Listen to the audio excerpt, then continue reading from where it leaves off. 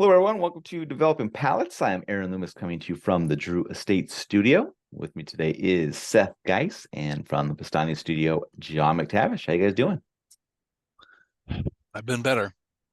Doing well. Football's back. Yeehaw. All Yeehaw. right. What was that line from Liar Liar? I've had better. Yeah, I've had better. All right. So today we are talking about the Gurkha Tyson 2.0 Undisputed Maduro 6x54. As you can gather from the name, it's a Toro Extra 6x54. Comes out of the Tabacalera El Artista factory in the Dominican Republic. Wrappers Mexican San Andres. Binder is Cameroon. Filler is Dominican T13 and Corojo and Connecticut Broadleaf. Blended by Ron Rodriguez. Price point is $19, and the cigar is released in May of 2024. So with all that out of the way, Seth, what was your overall experience like with this cigar? For many years we were always asking companies to give us all the tobacco and the cigars because we wanted to really know, because we wanted to educate ourselves. And now that they're doing it, please stop. It's just I was wrong. We were all wrong. Just leave us blind and make up countries. Gurkha should have spent the extra money, made us pay $25 and have really these beautiful bands, or even in those old tubes that they were, so the cigar looked better. Really disappointing. First third, I was getting like a soft mocha profile. There were some pepper spices, earth, wood, just over medium in strength and body. I was like, wow, this is a lot better than the Habano, but Habano was kind of pretty rough for me, so anything's better than that. Second, third showed a little bit more barnyard qualities. There were sweet spices. The mocha was still there. A lot of pepper and earth. Final third just has more minerals and chard issues. Burn and draw were good throughout. It was just kind of average smoking experience. John? Yeah, there was kind of some elements in the first third that I thought were okay.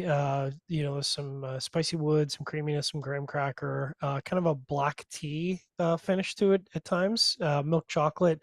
But the flavors didn't really come together for me in a cohesive way. So, pleasant first third, but not dynamic is how I would describe it. And then the second third, a lot of wood going on, wood and hay. Graham cracker tried to add some complexity, but didn't really make any moves.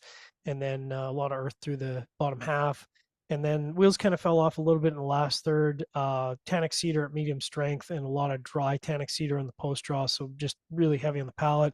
And then just to add a little insult to injury, there's some bitter char at the halfway point. So last third, just really a departure from the first two thirds. And not to pile on here, but had some issues with the burn, wavy burn throughout. Had some canoes that I needed to do a touch up, so 2 touch ups required.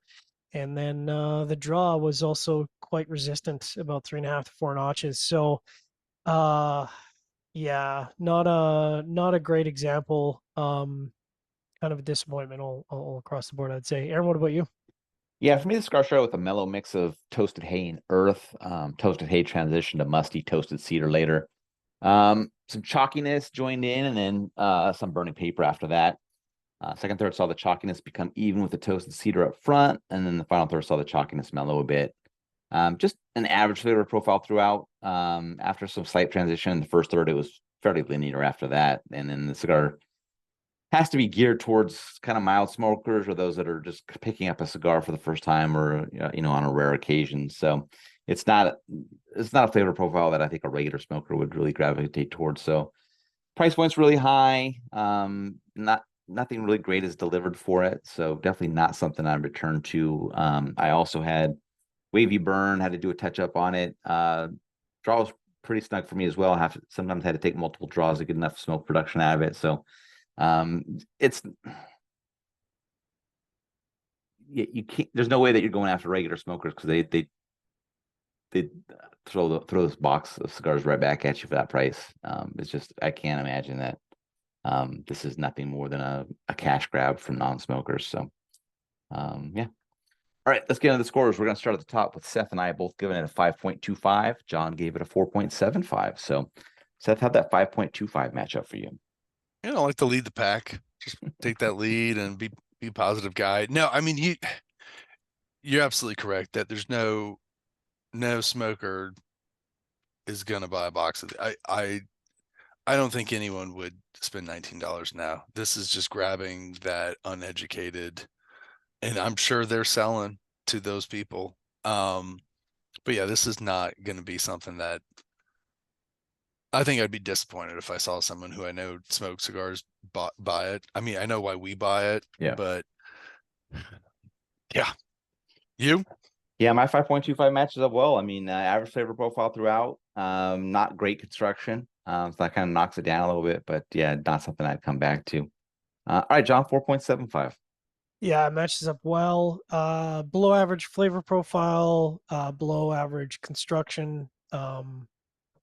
Yeah, and again, we don't score on price point, but when you factor in a $19 price point, yeah, it's a huge miss, but the score matches up well. All right. Any other final thoughts, or did we already give it to this cigar? Done. Mike All right. Tyson. Wherever you catch this video, be sure to like and subscribe, but check out the full written review on the website, developingpalace.com. Follow us on all the social media channels, and you can catch all of our review recaps on podcasts. So iTunes, Google Play, and Podbean. Thank you for tuning in. We will catch you on the next one. Undisputed.